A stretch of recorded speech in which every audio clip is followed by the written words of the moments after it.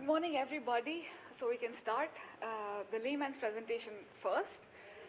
Today I'm going to talk about my research and the journey of my PhD, and it's titled Analog Front-End and Algorithm Co-Design for Efficient Biosignal Acquisition.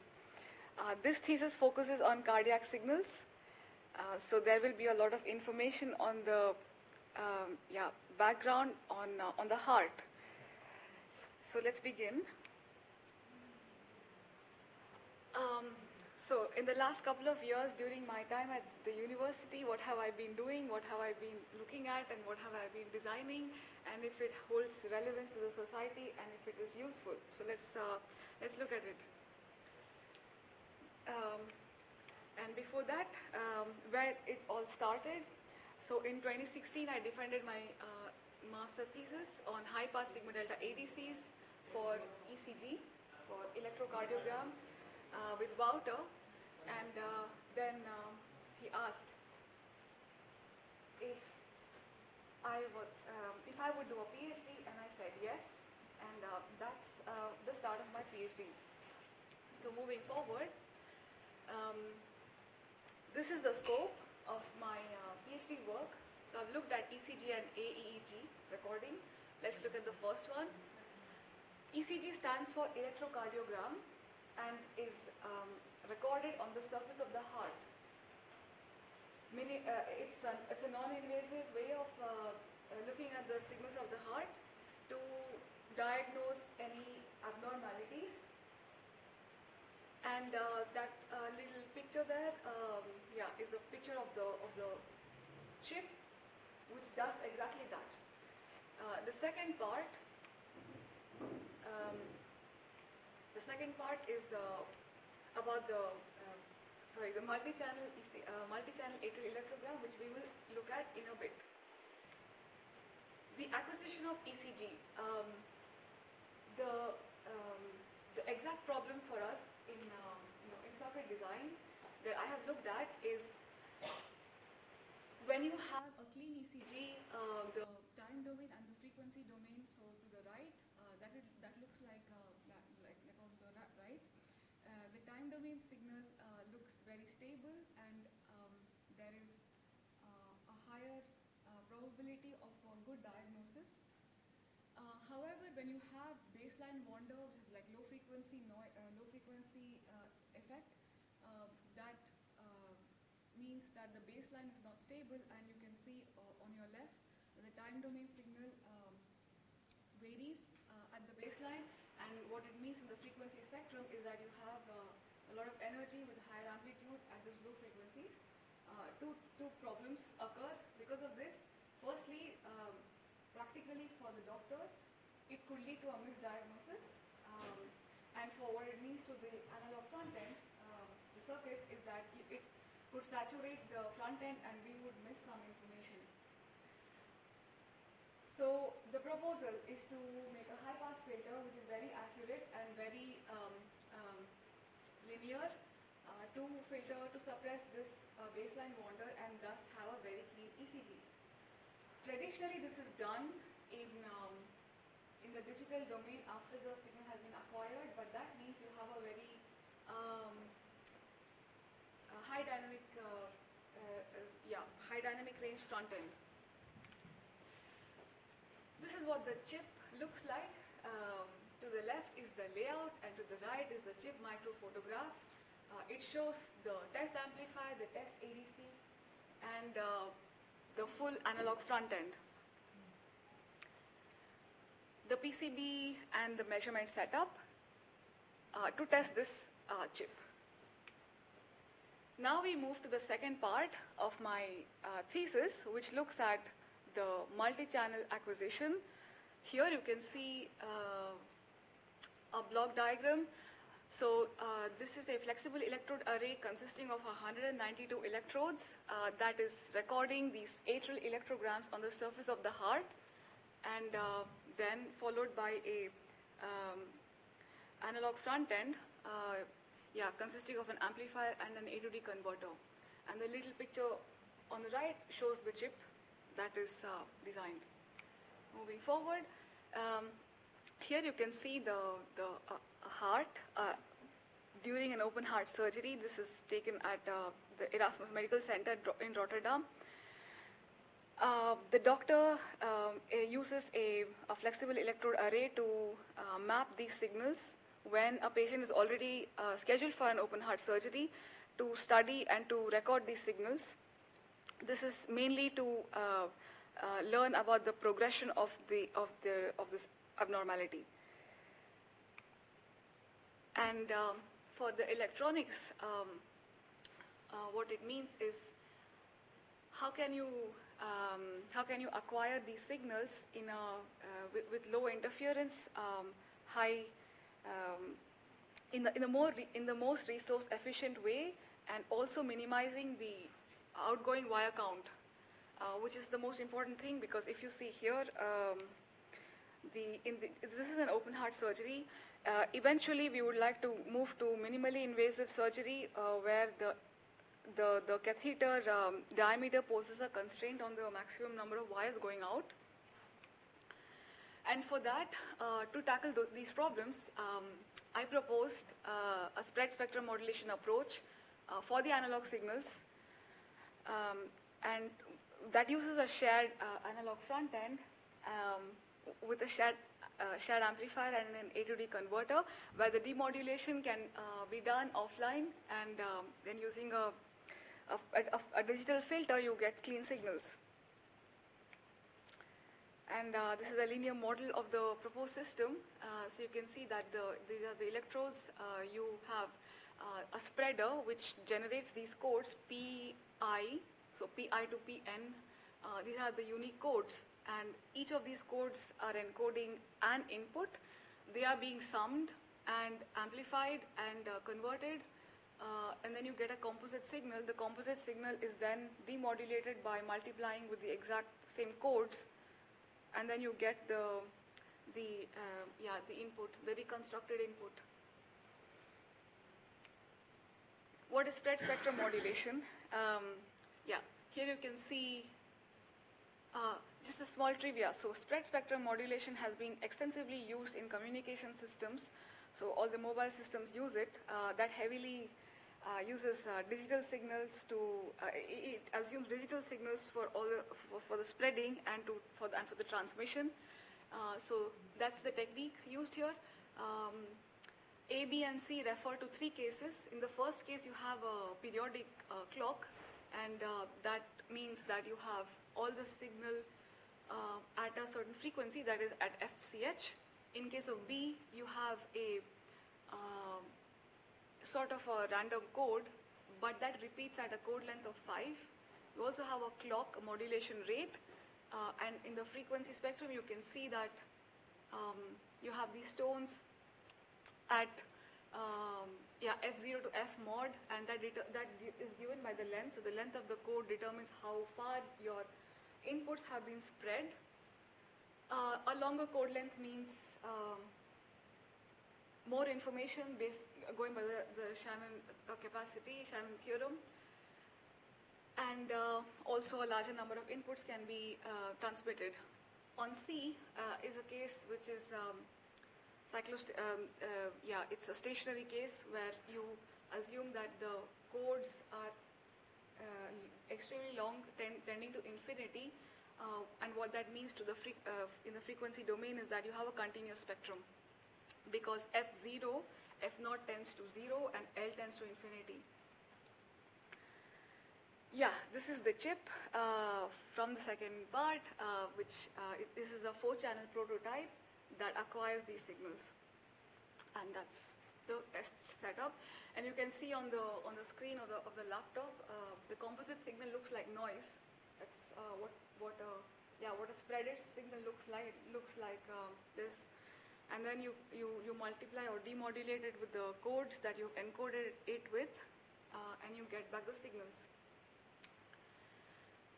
So coming back to the question, how useful is it to the society? Apart from looking at interesting research problems, two things or two categories.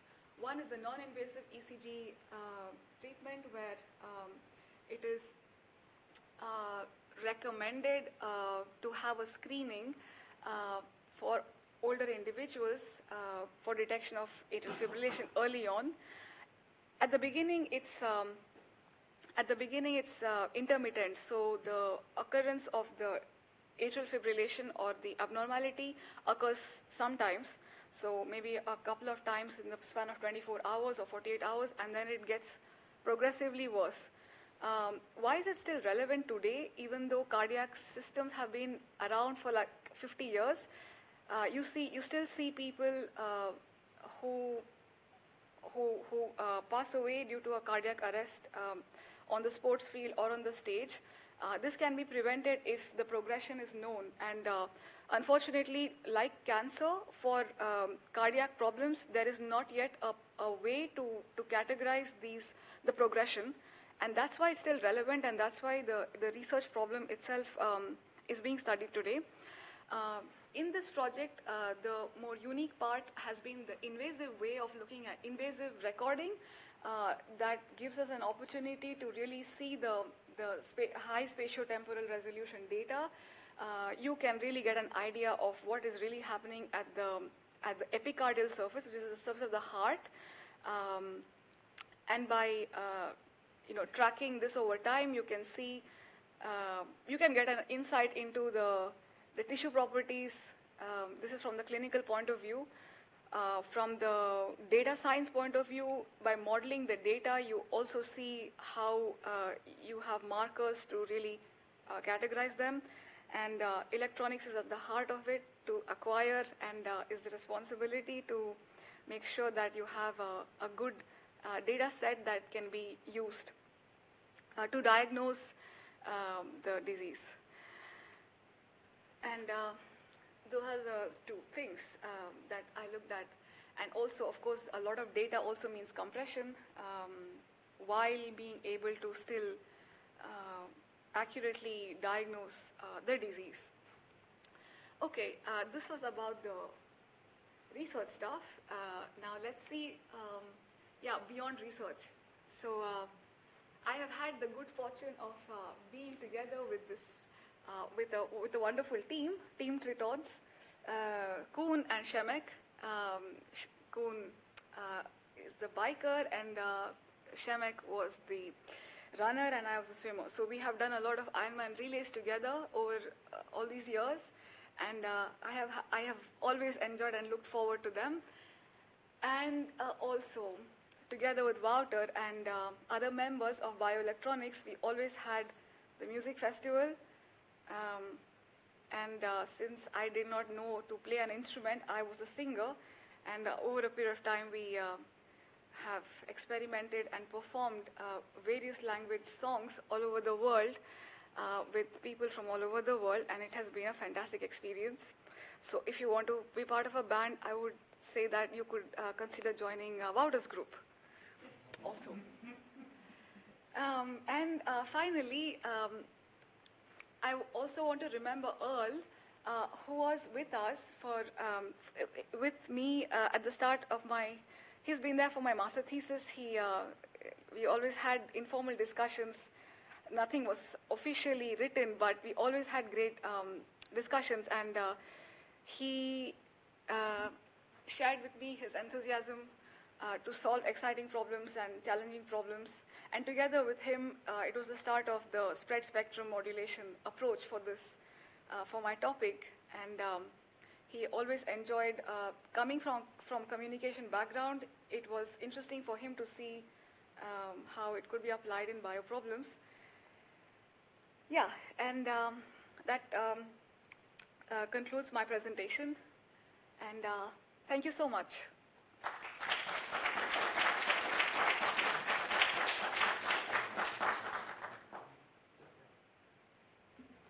And if you have some questions, I could take a few questions. And yeah. If not, you're free to, yeah, Shardul. I always had one question, especially with compression of data. Yeah. How much degree of compression is where you start losing a bit of data to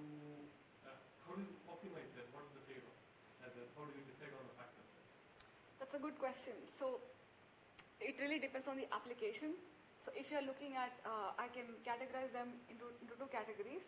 In the first case, if you simply want to know whether the heart is abnormal or normal, going by the first order insight into how it's doing, you would go with just the heart rate, which is the QRS complex, and that's 1-bit data. So you can absolutely have 1-bit data coming out of it. So you have a threshold, and then you can just you can have a really efficient data. But then you also sometimes need to have more features. So you acquire this data to, for example, see the detailed features, and so you want to have this opportunity to see detailed features and yet compress, because for example, if you want to transmit it wirelessly, you would rather compress it. That's more power efficient, and that's like for quick communication with somebody about a problem. And about how much you can really compress, let's assume that you have acquired it at Nyquist rate, so 2 times or 2.5 times the bandwidth. In my project, I saw that for atrial electrograms, I could compress by a factor 5, and that is looking at developing an atrial like a mapping to really track how the wavefront is propagating in the heart from that point of view. So a compression factor 5 was enough. I would say it can also go up to much higher rates, but then you really start to lose important features. Yeah, thank you for the question. Yeah, we can conclude here, and we have time until 9:59 if anybody wants to take a break, but the doors will close sharp at 10 and then the defense begins. So everybody is free to take a break. Yeah, thank you so much.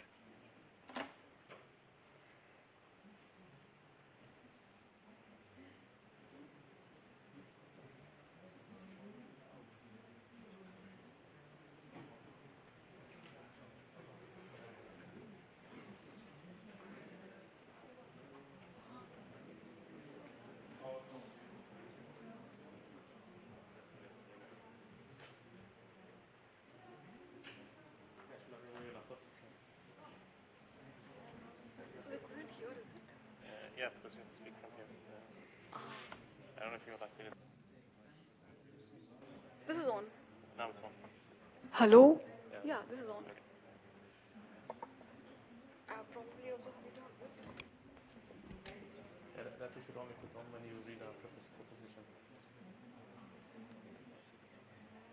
So you. Yeah, so this one, exactly. I mean, I think when you were starting this, but when you were starting up here, anyway, it doesn't matter. Here's your back.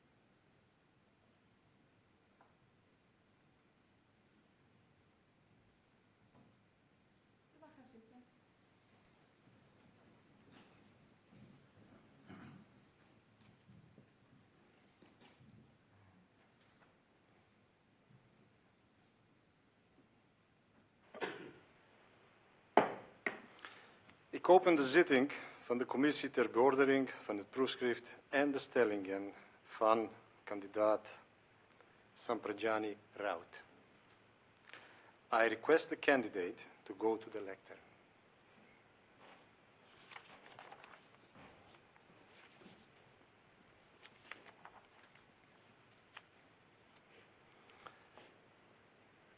Ladies and gentlemen, a warm welcome for all of you at the public defense by the candidate of the dissertation entitled Analog Front-End and Algorithm Co-Design for Efficient Biosignal Acquisition and its application to cardiac signal monitoring. The Board of Doctorates of the Technical University Delft has installed a committee to evaluate the thesis and propositions. The committee will have a debate with the candidate in public. It's an honor to present the members of this committee, to whom I extend a hearty welcome to Professor Pamela Abshir from the University of Maryland, United States. Dr.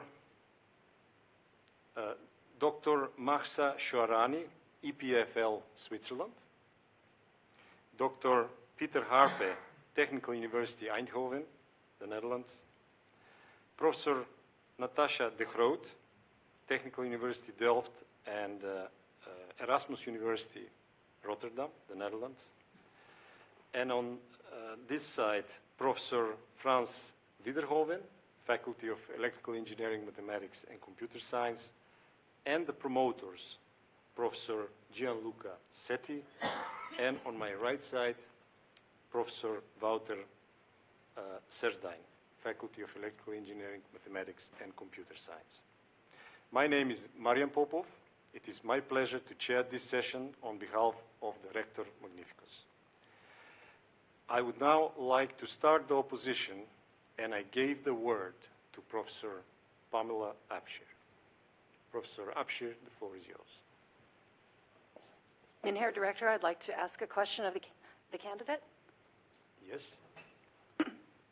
Waarde promovenda, congratulations on getting to this point. You've made some very nice chips in your thesis with some impressive measurement results. I note that both of the chips that you're reporting in the work are in one particular technology. I'm wondering if you could make some comments about how you would expect the application and the performance to shift with different technology nodes, more modern technology nodes. Geëerde opponent, with the advancement of the technology, let's say I have fabricated both my chips in 180 nanometer CMOS process, going to more advanced nodes such as 40 nanometer.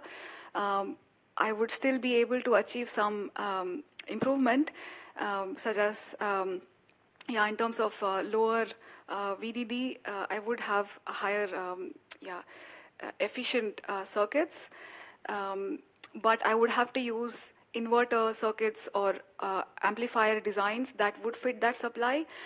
It is in my benefit to move to advanced nodes because I also expect feature extractor and other digital circuits that would be more digital heavy, so it makes sense to look at advanced nodes, but the only thing to keep in mind is to also make sure that the gain and all the performance that's expected of an amplifier of the analog front end is also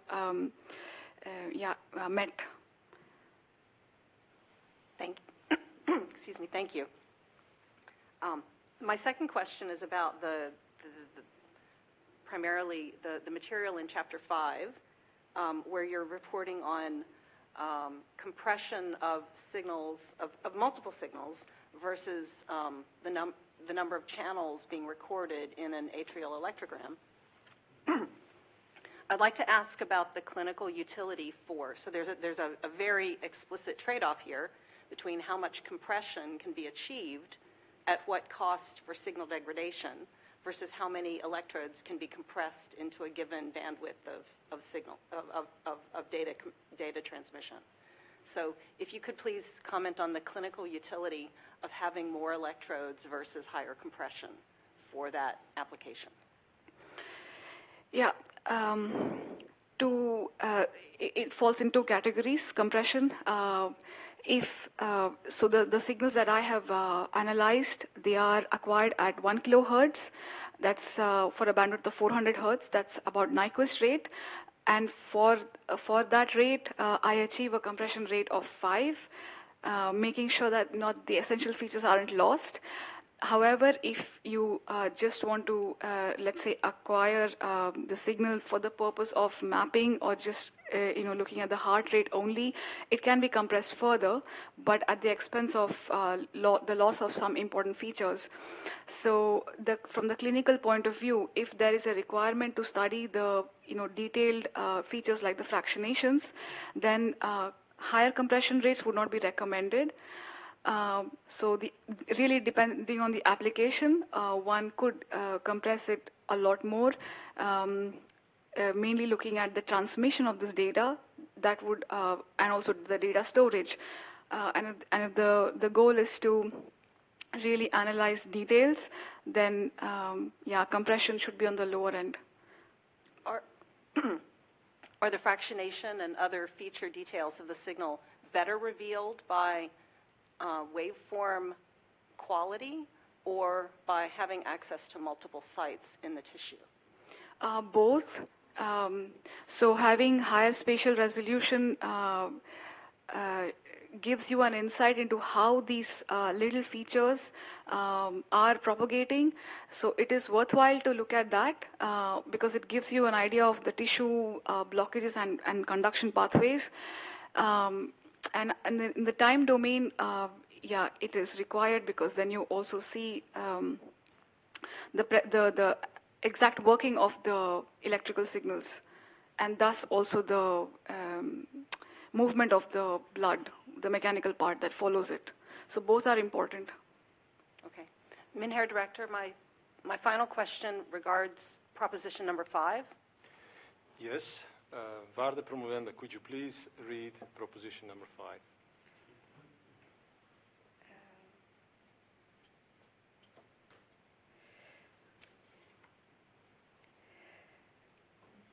Labeling and stereotyping are divisive and undermine someone's contributions.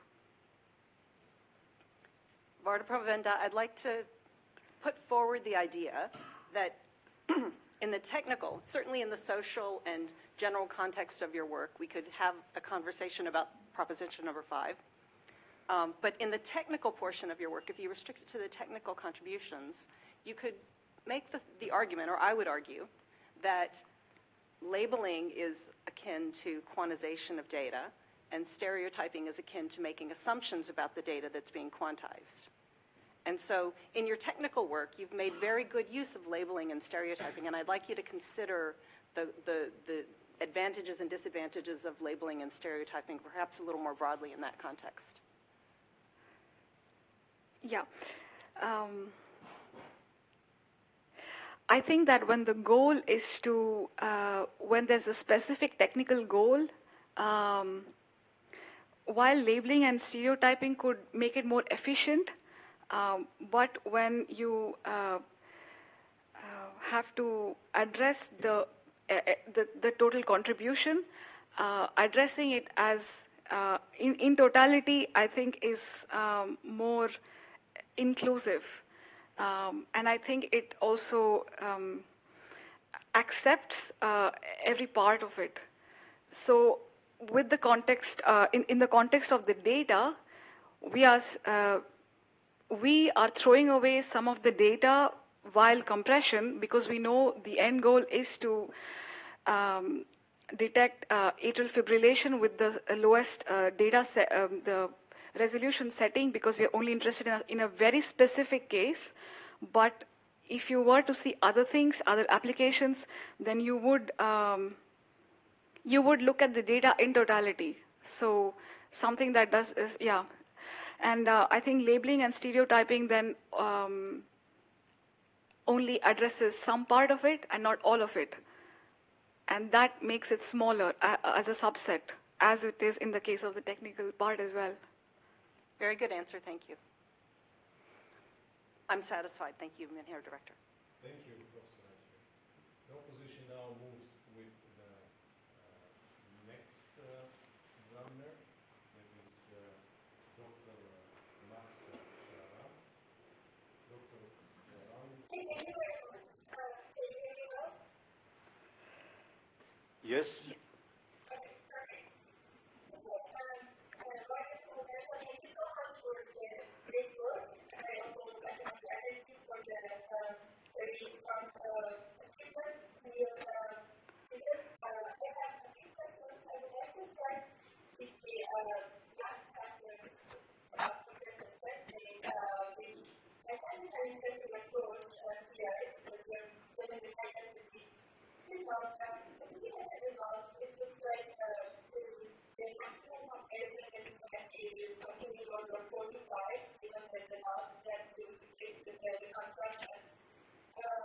So the question is that do you think this would be sufficient for dealing with thousands of trials in a high-density sensing scenario where you have the common assumption for testing that you introduce that? Is this sufficient to address that problem, which I think was the first location? And if not, which alternative methods could be considered to deal with that problem if you want to really scale up the number of trials? The opponent. In the context of my work, the atrial electrograms were received as is from the Erasmus Medical Center, and I have performed no cleaning or filtering on it. And also, I have not thresholded the signals before really compression. So the signals are compressed as is, assuming a Nyquist data rate. And with that setting, I achieve about 5, compression ratio of 5. However, if I would threshold the signals, so making a lot more data points 0 because they just don't contribute to the application, I think I would achieve a much higher compression rate. And that is something that was not of interest because it was still of interest to compress the entire data. Thresholding in my case would drop a lot of important data. I know in the case of neural signals, for instance, the amplitudes are much smaller, and it's all right to lose some of the data by thresholding. And but in the case of cardiac signals, we need to understand that it's a direction. It's a wave that has a certain direction, whereas in neural signals, they're more noise-like signals. So while thresholding is okay for signals like neural signals, for cardiac signals with a lot of information in the direction, there is a lot of information in these tiny fractionations, and so thresholding is not a good idea. But if I were to do thresholding, given the application, then I would achieve higher compression rates. Okay, so you consider this one as an alternative. Can I make that a follow-up? So if I still make the application or the clinical use cases about detecting some abnormalities in the cardiac signals or data, for example, why wouldn't you consider doing the user extraction and solving directly on the chip? Because you could then usually relax the transmission power. If you could do that efficiently, so have you considered that? Or this is more like you want to use of your work, but would you consider this as the next step, or how do you think you would advance this toward the user of the collaboration? Yeah, if I would study the follow-up of my thesis work, the next step indeed would be to consider feature extraction and machine learning, but also with the goal that I'm very specifically looking at either the heart rate or specific fractionations. So really agreeing on the features that we are interested in and also establishing ground truths. One of the problems with this data has been like really establishing ground truth and to establish an absolute reference with respect to which you could actually derive abnormality. So another part has also been looking into the data modeling itself. But yes, assuming given that the labeling and the features themselves are strong, they are stable, before implementing machine learning on chip, also the other candidates would also be just some simple algorithms on chip to reduce the amount of data and thus save on power while transmission. Okay.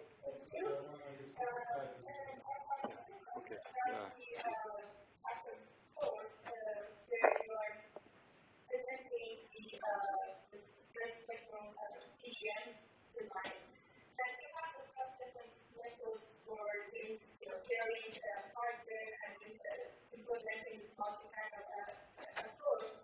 And then my question is why you didn't consider defined division multiplexing before the amplifiers. So basically sharing the constants as just ABC. Because as you probably aware, there's a lot of different boards that are actually stored that very efficiently certainly, low power and very upper channel because we can basically have a single amplifier during this, there's a large level 64 channel, even 5 digital multiplexing. I just want to understand what were the concerns in this system and you didn't consider that approach, which could potentially be even more efficient than SPK. Yeah, with the time division multiplexing approach, the entire bandwidth is first of all not utilized by all the channels. In my case, I have compared the spread spectrum modulation, which assumes that the implementation as well, that the amplifier and the A to D converter are shared. As a fair comparison, I also compare it with respect to a shared amplifier and a shared ADC. In the case of TDM, that is time division multiplexing. If you have a shared amplifier, in case of TDM, you also need to make sure the settling requirements are met and the mux needs to be fast enough, and probably there's more complexity there. Otherwise, inaccuracy, you run into inaccurate settling and thus inaccuracies in the acquisition. There are different challenges with TDM, but the main one is really the bandwidth is not efficiently utilized. So it's possible that the amplifier requires a larger bandwidth. So from that point of view, I have considered code division multiplexing.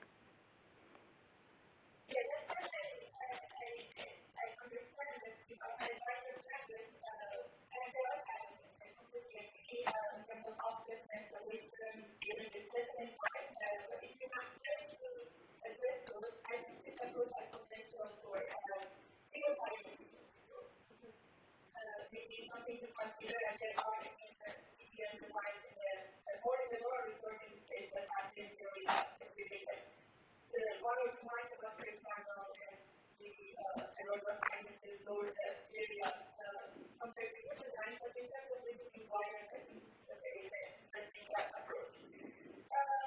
Maybe just as a follow-up, so when you basically do the PRD analysis to decide on the type of code and the number of channels, my understanding was that the boss category and the sequence time was giving a pretty good PRD performance. So I was curious why you chose the 4 channel and the PRD channel. What's the difference? Yeah, so I've analyzed both Walsh-Hadamard, which theoretically offers zero cross correlation, versus pseudo-random codes, which offer non-zero cross correlation. And if you increase the length of the code, then the cross correlation decreases. While Walsh-Hadamard codes can offer high resolution, they also require a large area to store the codes. Which requires memory on chip, and the memory on chip can be significantly large. So if you're talking about 16, it's about 4,000 micrometer square, whereas PRBS gold code generator is about 7 digital gates, 14 digital gates. That's about 70 micrometer square per gate, and that makes a significant difference. For, I think, larger number of inputs, the wall Shadamar, yeah, it becomes even more significant at a larger number of channels in terms of area. So I think that the two approaches are not really competing against each other, but they are meant for separate, I mean, different applications. So if you really want high resolution and you don't really mind a lot of area on chip, then Walsh Hadamard technique is the way to go. Whereas if you're only interested in very efficient, if you're looking at compression already, I think pseudo-random sequences are already making the way to compression, and is also thus efficient in terms of area and power. Okay, thank you very much. And this is my last question. I have time. Do you have another question? Yes, you have time shortly, yeah. Perfect. So the last question is about technology and the approach for basically making your high pass upper frequency extremely linear and stable. I appreciate this, the motivation for it, and I find it quite important there. But in this context, at the high cost in terms of power consumption of your overall design, right, if you look at the overall performance. So my question is that if you consider any other alternatives, and whether in your in vivo testing, which you just, I think you had a right participant technique before the actually signal with the chip, were you able to see the impact of this, like canceling this movement motion market like baseline time reaction, just to understand that whether this is really an important issue which your approach will actually address compared to alternative methods. The high pass filter is implemented mainly to address one single goal, which is to have as less distortion as possible at the pole, at the cutoff. Often is the case that the implementation of the high pass filter is not paid enough attention, and because of large time constants, so you want to save the space on chip, and thus the R in the RC is not accurate enough. However, this leads to distortion. So the other alternative is to just use pseudo resistors, but they are dependent on the voltage across them, and yeah, the resistance is not really constant. And so you have either a moving pole or definitely the linearity in that I looked at with a simple pseudo resistor front end or an amplifier. The linearity is not better than 40 dB, minus 40 dB. Whereas the approach that I have with ratio of capacitors, although it occupies a lot more area, it's more linear and more accurate. And about suppression of baseline wander, which is the second part of your question, by varying this location of the pole, the baseline wander is suppressed. However, it also comes at the cost of losing some of the data at that part. So the bandwidth of ECG extends from 0.5 to 400 hertz or 250 hertz for ECG. So let's say that you have baseline wander and the information in ECG overlap, but it's a trade-off that one has to make to keep the entire signal in the range, in the dynamic range that's allowed by the circuit. Dr. Shoaran, are you satisfied with the answers? Yes, I agree with that. Thank you very much. Thank you very much for your opposition. And now the opposition will continue with Dr. Harpe. Dr. Harpe, the floor is yours. First of all, I'd like to congratulate you with your thesis because you're many different subjects. Also, I congratulate you very easily to read. Of course, I also have some questions. My first question is about the difference between the show page 38 and 224.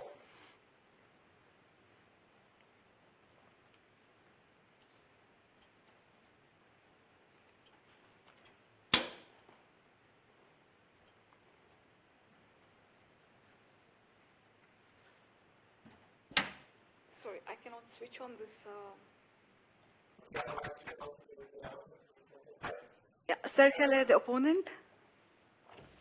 So my first question is about the first question of motivators. So in the 3.4, page 48, it shows that your motivator has a total capacity of 148 picofarad. This is not a high quality method of KC, and of course it is a large chip, and a lot of things that are also very composition. So I was wondering, what is the reason that you have such a large capacitance cost in the utilization where the thesis is giving it value? Circular, the opponent.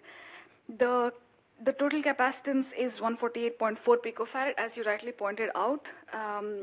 The implementation of the high-pass filter, which is the switch capacitor high-pass integrator, is implemented using a very area-efficient approach, and it uses an integrating capacitor value of 45 picofarad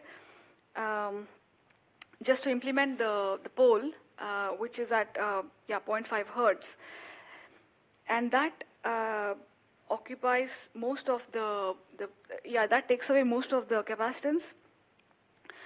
If I were to further reduce it, I would reduce the clock. So the location of the pole depends on the ratio of capacitors. So decreasing the input capacitor, increasing the integrating capacitance, and also it depends on the clock for this high-pass integrator. So one way to improve area would be to decrease the clock.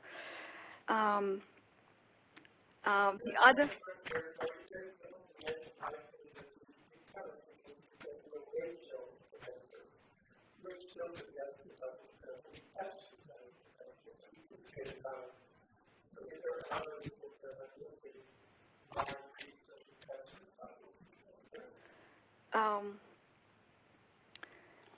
So these values are already taking into account the smallest capacitance that I could use reasonably, with some robustness in this technology. And if I were to, save more area, I would then maybe consider, instead of, in my opinion, ratio of capacitors and the clock frequency already is one of the best ways to implement a pole with the most, with the best linearity. The other option, the other alternative to save area but work harder and have more complex circuitry would be to implement it in the digital domain. So that's right before the DAC. But that would mean you need a very highly linear DAC, which that would be the limiting factor to the total linearity of this pole. So if we are looking at 8-bit linearity, the DAC has to satisfy this 8-bit linearity. So it is whether the choices I have are really whether I want to make a very linear DAC and implement the filter in the digital domain, or I have a larger area and I can achieve more robust implementation using ratio of capacitors. Okay, but if I understand correctly, for classical implementation, the capacitors are not driven by volts or by distance, but are driven by technology. Is that correct? That's correct. Even if I were to increase the input capacitor, in favor of noise, the high-pass filter will introduce noise at the input, which is unavoidable. But I think that it still is limited to the cutoff frequency, so it still filters at the input. So from that point of view, I'd like to go to the second question related to this design. So I think when you discussed the compression chapter 5, I think it was, you used the compression test on lattice space data and on filters, and this piece of knowledge also discussed the opportunity data to use compression on the chip.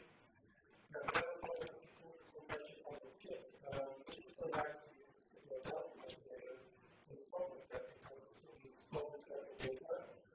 So how would you protect that? Would you use this concept of this to directly into the compression system? Or would you just make it first and then come to compression? Or would you change the data from the compression to the lattice system? with my current setup, if I were to move using my current setup, first of all, it's possible to compress directly on the sigma delta bit stream. It is possible to do that, first of all. Secondly, yeah, decimating it, but when you look at the compression factor itself, yeah, you would decimate it, bring it to the Nyquist rate, and then apply compression. Both are possible. In terms of efficiency, whether compression on the bit stream, comparing the approach of implementing compression on the bit stream versus decimation filter and or using a SAR ADC, that depends then on other factors. So for example, for the SAR ADC, I think you would still need a serializer and a synchronizer. So the main reason I have used a sigma delta ADC in this case is that the output of the ADC is a single bit stream, which contains all the inputs. It's a composite signal. If I would use a SAR ADC, then I would still need a serializer if I were to transmit. But in the end, I think that in terms of, as far as compression is concerned, the compression rate really depends, with respect to the Nyquist rate. So in terms of compression and reconstruction of the data, I don't see any performance difference in the three cases.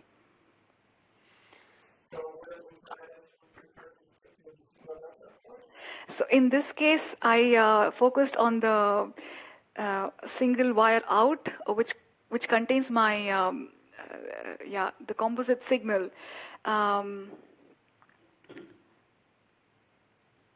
I would still go with this.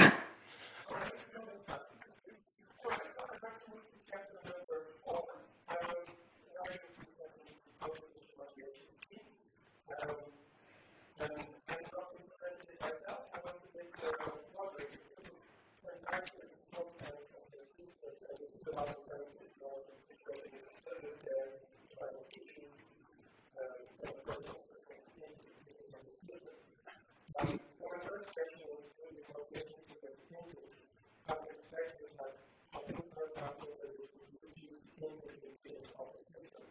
So can you comment on this if it is true, and if there's an issue of scheduling, it should be like that if the system has input impedance?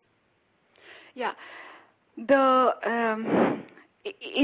In my case, I have used pseudo-random bit sequence to do the modulation. So that's equivalent to chopping. If you chop with a different frequency, the fundamental difference would be that if you use like a fixed frequency for chopping, so FCH, 2FCH, and so on, you're also reducing the impedance in case of just a different way of orthogonal chopping.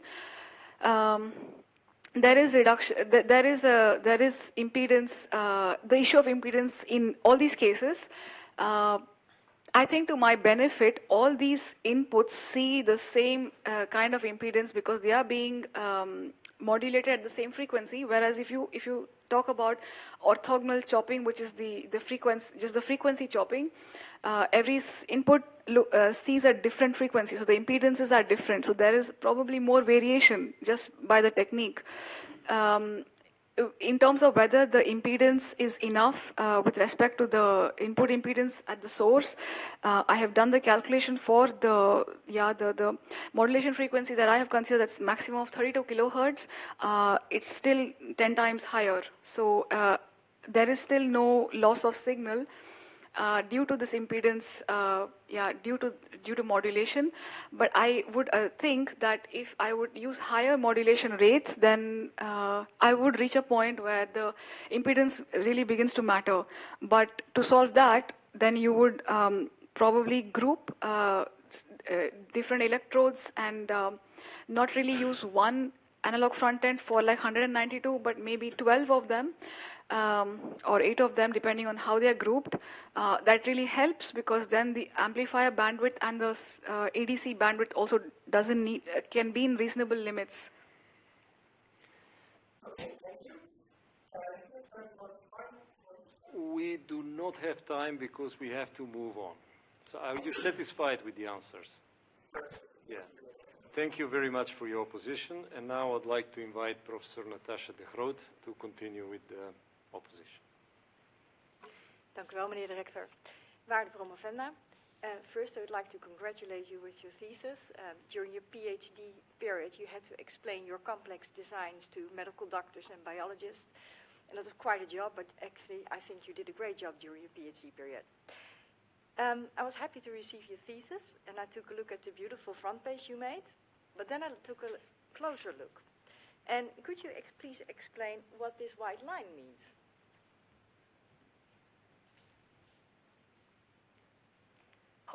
Geleerde opponent. If I understand your question correctly, the white line at the bottom of the cover. Yes, exactly. What does this mean? It represents an ECG which is heavily thresholded. You can still see a QRS wave, and from the picture, it is a clean, stable baseline with a normal heart rate, and there is also the presence of P waves, so it represents a normal, healthy, functional heart, human heart. You mentioned there's a P wave, but is that really the case? There are two waves, so there's a large peak, that's the activity of the ventricles, but as you described in your introduction, there's a atrial activity before the ventricular activity. And I think I'm missing that on the EKG. I don't see a P wave. It's the ST wave. Yes. Sorry. Yes, the P wave was small enough. It was too small, so it's been it's thresholded. Is it your EKG? No. Okay, then I'm relieved, because otherwise you had needed a pacemaker. So that's good news. So, but then I would like to go to the content of your thesis. And in your thesis, you write at several sites that the electrical signals are very important for medical doctors because you can learn something on the mechanism. And then you mention both the biological mechanisms and the electrical mechanisms. But is that really the case? What can we really learn from these signals? From the electrical signals, you get an insight into the electrical mechanism of the heart. The wave starts from the sinoatrial node and travels all the way to the atrioventricular node. And if the wave, if it's done right, so by activating all the intermediate parts of the atria, we receive, it shows a healthy heart, whereas if it is chaotic and if it is irregular, then it's an unhealthy heart, so it has cardiac abnormalities. So from the electrical signals, you already get an idea of what to look for. And from the biological mechanism, if you're looking at the tissue properties, that gives you another perspective into the functioning of the heart. So it's more like an indicator and not truly looking into the biological mechanism. It's an indicator, yeah. It's a marker, an indication of where the progression is headed. And so you know from our discussions on filtering of signals that we are very much interested in fractionated potentials. So what does it mean if you have a fractionated potential? The fractionations, refer to really small variations on the time domain. They're very small variations that arise from the tissues themselves. And to me, as an electronics engineer, it means that it's a greater detail into exactly how the signals are traveling in the heart, which shows the existence of conduction or blockages in the heart. So it's a greater detail into looking into these problems. And is a fractionated potential, in your opinion, is it normal? Is it healthy? Do I, for example, if I have a healthy heart, have fractionated potentials? I think it's not healthy to have fractionations. Yes. It can also be to structure discontinuities of the heart, because it just represents asynchronous activation, so that's correct. Well, you've worked with us for several years, so you know that we have a lot of wishes for both our signal recording tools and our signal processing tools. So what would be this ideal signal recording tool for atrial fibrillation?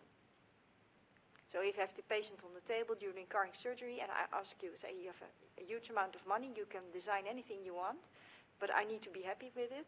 So what are you going to design then? So looking at the current setup, that's going to be my reference. The current setup now has a flexible electrode array, uses a 1 meter or 1.5 meter long cable with 192 wires and a huge electronic box, which has a lot of discrete components. In my work, I have looked at making that electronics as small as I could. But it is still an intermediate step into achieving our ideal goal of really having it fully portable and wirelessly transmitting the signals from the operation theater. So you do not have the 1.5 meter cable that the doctor often struggles with the patient and the electronics box. So the eventual goal would be, if I had a lot of time and resources and the money and everything else, the ideal goal then would be to have one small module that fits in the hand of the doctor. Then you have the 192 electrodes, and you have recorded efficiently that you can also verify from the display. And do you think the 192 electrodes is sufficient, or should we expand it? 192 electrodes, we still need nine sections in order to cover the entire average adult heart. If we are interested in further details, I mean, this is already 0.45 millimeter electrode with a 2 millimeter distance. According to the space constraint, I think it's enough. But then if you are still interested, and usually we are curious to know more, then the electrode size could go even lower. And for example, looking at cardiomyocytes, which can offer more details. But I think that there's still a practical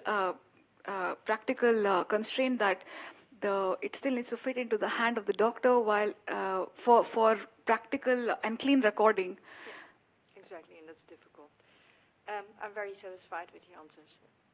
Thank you, Professor de Groot, for your contribution. The opposition now will move to this side, and I invite Professor Frans Wiederschoven to come forward with his questions. Waarde promovenda, I would also like to congratulate you with this nice piece of work and very well readable. It's Thank you. Really refreshing for a person like me. Meneer de rector, I would like to start with a question about the proposition. So proposition number 3. Waarde promovenda, could you please read proposition number 3?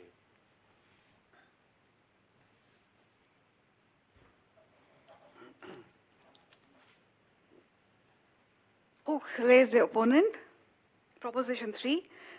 Knowing the properties of a signal, a priori information can help achieve higher reconstruction performance of the input signal and also design resource-efficient analog front ends.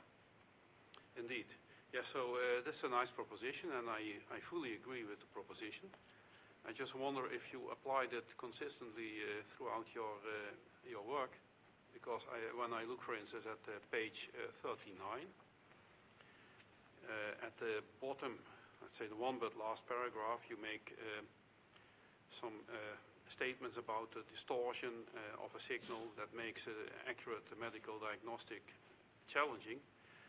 And this distortion can be the result of a nonlinear distortion, for instance, with a Harrison amplifier. But you know how a Harrison amplifier works. You know which signal, at least you know the basic properties of your signal. So you might also have been able to correct for these nonlinearities and then achieve maybe a similar result. Did you consider that? Geleerde opponent. The first part of my work does not take into account the statistics of the input signal, whereas the second part of my thesis, or the third part of my thesis, does take the input statistics into account while reconstruction. So that's mainly to improve the reconstruction performance. In the first part, we do take into account the information bandwidth, so the higher and the lower cutoff. So that's 0.5 to 200 hertz. So that's the information, that's the knowledge that we have of the signal, so we designed for it. But when it comes to exactly how this information is distributed over the frequency spectrum is something that is not considered. Often is the case that when you design an analog front end for a signal, we do design for a given bandwidth, an amplitude range, distortion requirements, and so on. So in my case, the goal was to have very high linearity at that cutoff, at 0.5 hertz. So the decisions, the design decisions were accordingly taken. In order to use the statistics of the input signal, then I would also that is something I've done for compression. Yeah, I understand.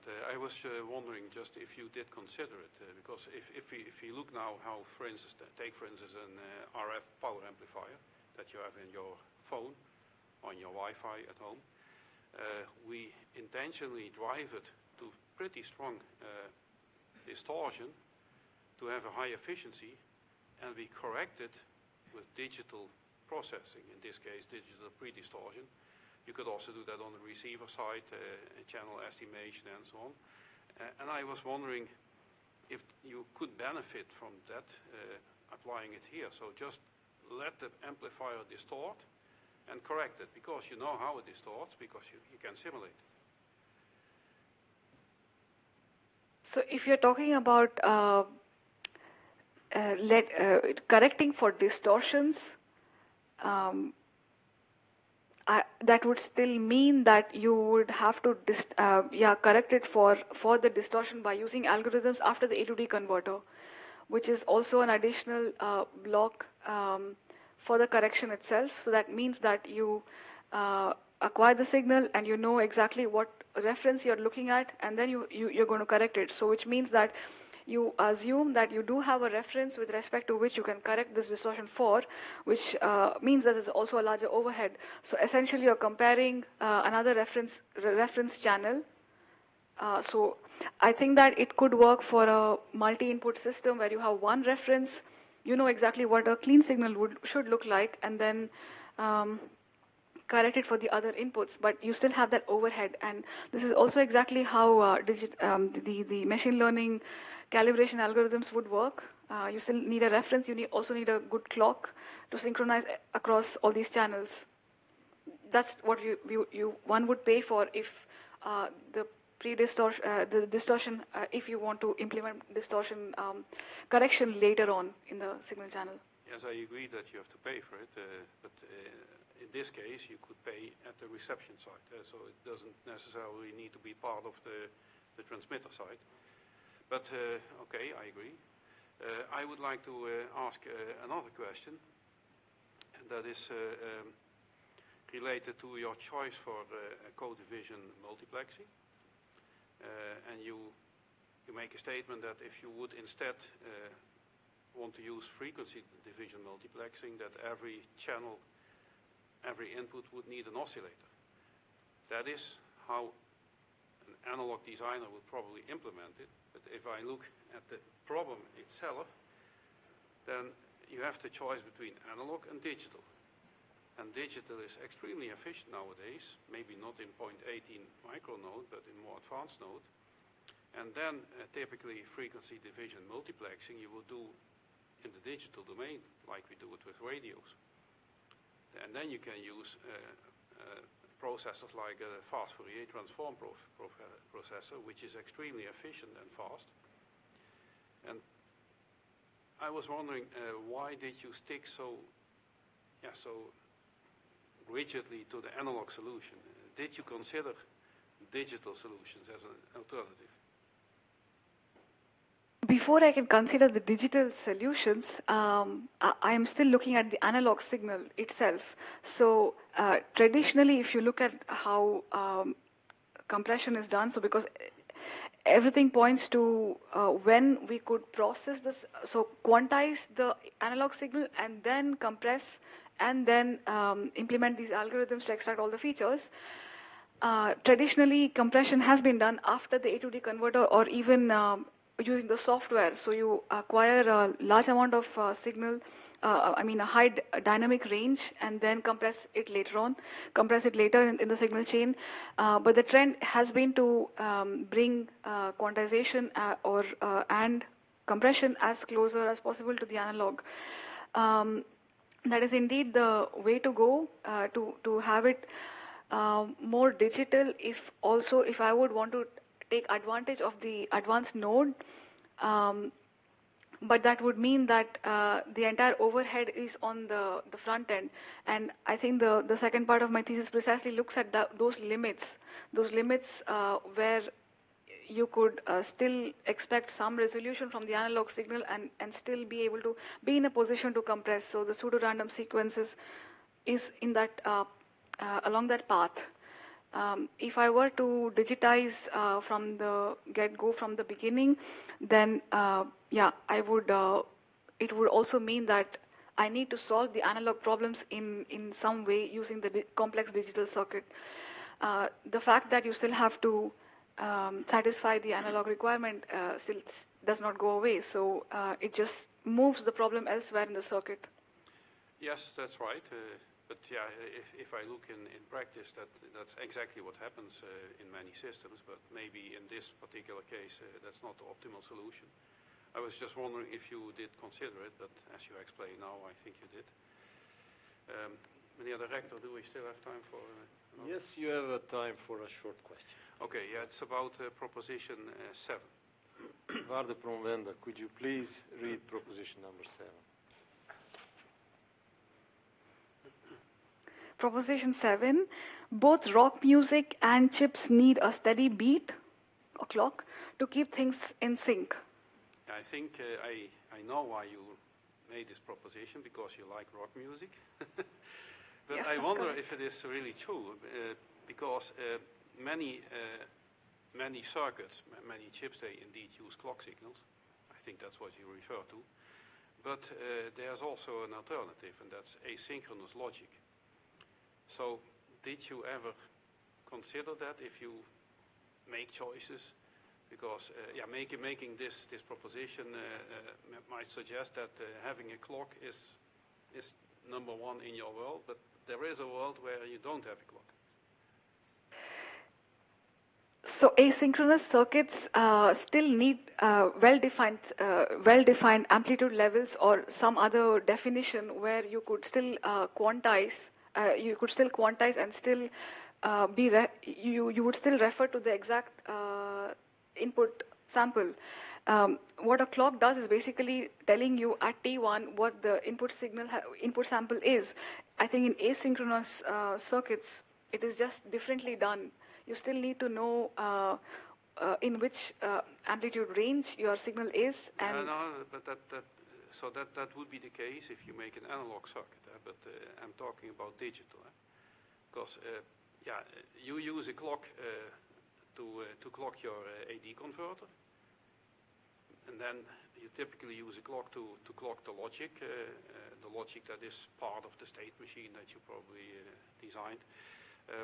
But there is also a family of circuits, and that's called asynchronous logic, that does not use a clock, but it uses a handshaking algorithm. So one flip-flop tells to the other flip-flop, are you ready to receive data? Then the flip-flop says yes, and you send data, and then the flip-flop acknowledges by saying, yes, I received data, you can proceed. That's the narrative version. And in this way, you don't need a clock. And because you don't need a clock, you are not so much dependent on variations in delay time and so on, because it just takes as long as it needs. And maybe that's not what you would use for your sigma delta modulator, but in general, this is an option that you can use. And it is used, for instance, in chips where you want to avoid emission of frequencies, for instance, in secure chips, emission of frequencies that might enable other people to temper your chip. This is a way to create spread spectrum in the digital domain. So, Hooggeleerde opponent, we are going to have to move on. Yes. May I ask you if you are satisfied with the answers? I'm satisfied. Thank you, hooggeleerde opponent. We move on now with one of the promoters, Professor Sethi. Professor Sethi, come forward to your question. Waarde promovenda, well, it would be probably self-serving for me to appreciate the work that you have done, so I will avoid doing this. And Meneer Director, with your permission, I would like to state my question related to proposition number 10. Waarde promovenda, could you please read proposition number 10? Hooggeachte promoter, proposition 10.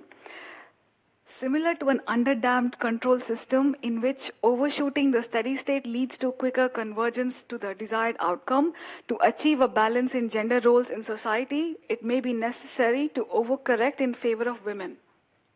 So I would like to challenge a little bit this statement in the sense that the underdamped control systems are actually inherently linear, and linear systems do not exist in reality.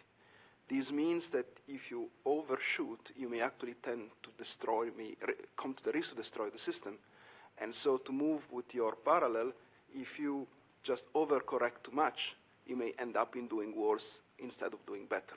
So, or saying it in a different way, why making two things wrong would actually end up in a better result in your view? Waarde promovenda, could you please give a short answer to this? Get to the point, please. So the definition of critically damped, underdamped and overdamped, the critically damped I think is quite accurately defined, but overdamped and underdamped, they are the gray areas. And the reason I use the word underdamped is because at least a couple of times you do cross the right, the desired level, at least a couple of times before it settles. Critically damped, I think, is the ideal way to go, but often is the case that it takes too long to see to even cross that right level even once. May not be in one lifetime. So I think that under damped control system within reasonable limit, at least you get to see it once, the right value. Yeah. May I ask the promoter if he is satisfied? I am satisfied, Meneer Director. Thank you, and we have a few minutes left for the promoter, for the next promoter, Professor Sardijn. Dank u wel, meneer de rector. Waarde promovenda. Since the good works of Gert Groenewold, Bert Monna, Daniel Rocha and Sandra Haddad, we know that a state space synthesis method can indeed produce electronic filters with an optimal dynamic range and the least sensitivity to component variations for a minimum amount of power. Since your work, we know that this filter design method can be extended to sigma delta analog to digital converters, and perhaps indeed there are some, say, circuit improvements that still can be made, but it is an innovation at the system level. Since this is the last opportunity for us to learn from you before you will be a level 2 doctor and help out NXP, can you please shed your light on to which other electronic applications we can apply this synthesis method and thus benefit perhaps from better performance? Hooggeachte promoter, the application of state space synthesis, which was done traditionally to filters to optimize the filter design, could be applied to sigma delta converters because in the linear model it can also be looked at as a filter system with the additive noise from the comparator and the integrators themselves.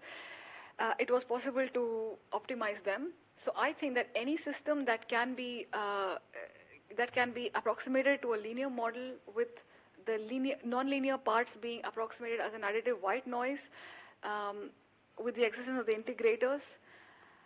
Can you think of specific examples? Basically, what will the next SAMPI be working on? I'm not sure if state space synthesis could be used for PLLs. Also, I'm not sure if it requires that kind of optimization. Right now, I can think of any system that requires an optimization on the dynamic range. So for the best linearity, highest dynamic range, I would apply this technique to such a system. Okay. Thank you, Madam Bidham. I request the promovenda to take her seat again.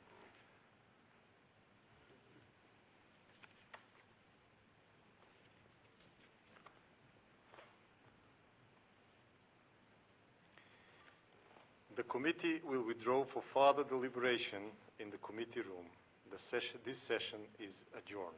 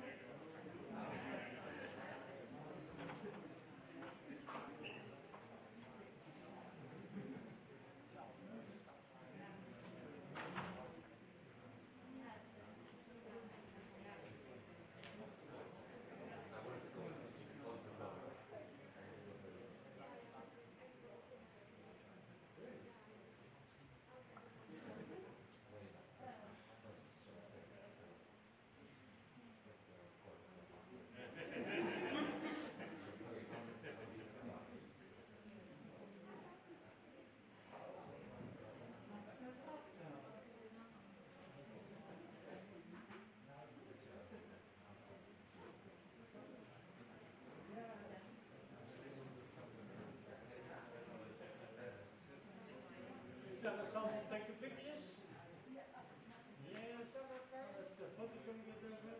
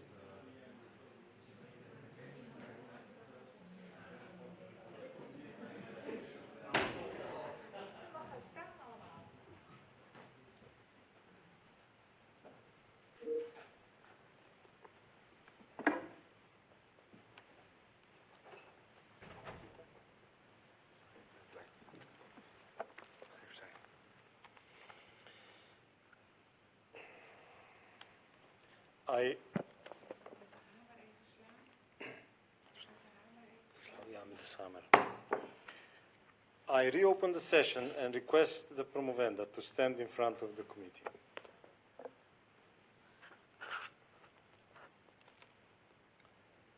Het College voor Promoties van de Technische Universiteit Delft, vertegenwoordigd door de hier aanwezige commissie, heeft na kennis te hebben genomen van een proefschrift met stellingen en nou verdediging daarvan te hebben gehoord, men met inachtneming van het bepaalde in de wet op de hoger onderwijs en wetenschappelijk onderzoek besloten u de graad te verlenen van dokter. Ik verzoek de promotor, door het College voor Promoties als zodanig aangewezen, zich wel van de hem opgedragen taak te kwijten. Uit kracht van de bevoegdheid, bij wet toegekend aan het College voor Promoties, verklaar ik namens dit college, hier vertegenwoordigd door de rector magnificus en de overige leden van de commissie, bij deze u, Samprajani Rout, te bevorderen tot dokter. En u alle rechten te verlenen welke aan de dokterstitel zijn verbonden. Ten bewijze hiervan overhandig ik u het diploma dat u het recht geeft de titel dokter te voeren, ondertekend door de rector magnificus en de promotores en voorzien van het zegel van de Technische Universiteit Delft.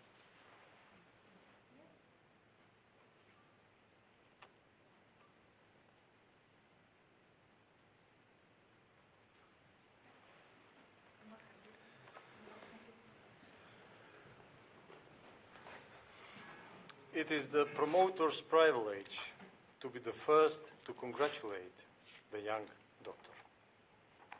Professor Serdijn, the floor is yours. Zeer geleerde Dr. Rout, dear Sampi, it is a privilege, an honor and a pleasure for me to be the first to address you with your well-deserved new title, and I cordially congratulate you, Joseph, your parents-in-law, your family, your colleagues and friends on this important milestone. The title of doctor, or PhD, the highest existing academic degree. I do this also on behalf of your second promoter, Professor Gianluca Setti. Dear Sampi, after your Bachelor of Engineering Studies in Mysore, India, you became an MSc student in our EE Microelectronics program. I am sure it must have been quite a change, moving up 40 degrees latitude and almost 40 degrees Celsius downward, from the second most populous city in the southern Indian state of Karnataka to a small city in the Netherlands, Delft, mostly known for its Delft Blue and Delft University of Technology. We met in 2015 during my class on analog integrated circuit design. Already there, you displayed your desire to learn, to grow, and to boldly go into directions where no man or woman has gone before. Inspired by the topic of high-performance analog integrated circuit design, you embarked on the exciting topic of a new class of sigma-delta converters, optimizing their performance using a state-space approach. For this, you needed to look not only at the topic of ADC circuit design, but also at state-space optimization. The project has been a big success and led to a structured way of designing these type of converters with not only arbitrary transfer functions, but also optimized dynamic range and minimum sensitivity to component variations. Together with Natasha de Groot, one of the members of your PhD Defense Committee, we defined a project on unraveling the mechanisms of atrial fibrillation and its electropathology. For the electronics design of that project, I immediately thought about you becoming a PhD student on this project. I vividly remember that we discussed this opportunity during our bi-weekly progress meetings, and you were surprised. Why you? Did I really believe that you could do a PhD? I think that after today, we both can agree that I was right. Shortly after your MSc graduation, you embarked on this new journey of being a PhD student on the AFIP project of Natasha, and in the project you made innovative contributions to circuit design and system design for ECG and AEG monitoring, but applicable to many other signal processing applications. One thing that I believe characterizes you is that you are always ready to embark on a new adventure, not by forgetting about the ongoing adventure, but by overseeing its complexity, having figured out how to handle it, and thereby creating room for another challenge. During the IEEE International Symposium on Circuits and Systems in Florence, Italy in 2019, you met Fabio Pareschi and Gianluca Setti, your second promoter, and you got intrigued by the innovative signal processing method they were developing based on compressed sensing. And you immediately recognized the possibility of translating this compressed sensing into a circuit technique for multi-channel ECG recording. Benefiting from an exchange scholarship of the IEEE Circuits and Systems Society, you collaborated with Fabio and Gianluca at Politecnico di Torino and learned everything that you needed to learn and conducted carefully crafted system-level simulations. This eventually, after the development of new theory, a lot of hard work, a successful tape-out, and conducting difficult measurements led to a conference presentation at IEEE EasyCAS and a wonderful second journal publication in IEEE Transactions on Biomedical Circuits and Systems. Sampi, you have an incredible amount of energy. While wrapping up your PhD thesis, you got married 3 times. Of course, you celebrated your marriage to Joseph 3 times. In the Netherlands, where you live, in Sweden, where Joseph's parents live, and in India, where your parents live. Even last week, while some of your committee members were wondering whether everything was still on track and if there would be a hard copy of your thesis, you moved into the house that you and Joseph bought together. Next to that, you have your full-time job at NXP, are learning Dutch, and even can find time to co-supervise Dion Macarenhas with me, and together with our colleagues from the ST department, Prazemek Pawelczak and Koen Langedoen, you did the swimming part of the Ironman 70.3 triathlon multiple times. You are a person of many talents, Sampi. You remind me of that famous character, Pippi Langstrumpf, that fictional main character in an eponymous series of children's books by author Astrid Lindgren, in the country where your husband was born. One of her famous quotes was, "I've never tried that before, so I think I should definitely be able to do that." And thus, while the Belka Festival started preparing for its biannual music festival, while you did not have much singing experience yet, you started preparing for a wonderful version of that famous song of the Cranberries, Zombie. However, those that have been there around, and I think Gustavo was there, they probably will remember it like this. It's in your head, Sampi, Sampi, Sampi. And more songs followed that were often more difficult for the members of the Belka band than for you, such as Indian songs, Yad Kia Dil Ne Kahan Hotum, Amato Mari Namgai, Lambi Judai, a Korean song, a Japanese song. I remember the band members raised in the tradition of your proposition number 7, rock music, all struggling with the rhythm and many of those songs, but not you. Thank you for showing that indeed nothing is impossible. Dear Sampi, I'm sure you will do very well in every new endeavor that you embark on. Wherever you appear, life will become a bit better, a bit easier, a bit brighter, a bit warmer. Congratulations to you on your well-deserved new title of doctor, to NXP and to us all. Ik heb gezegd.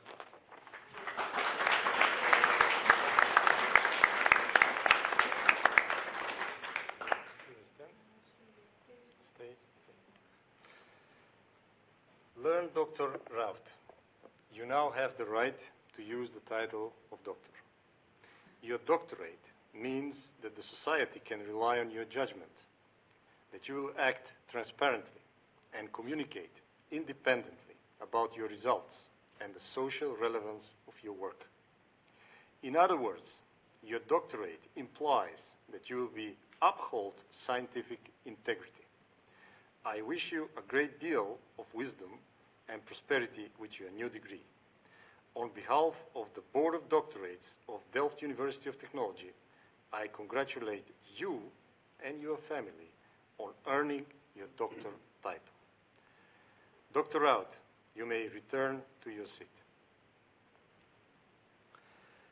Ladies and gentlemen, I thank you for your presence. I hereby close this academic session.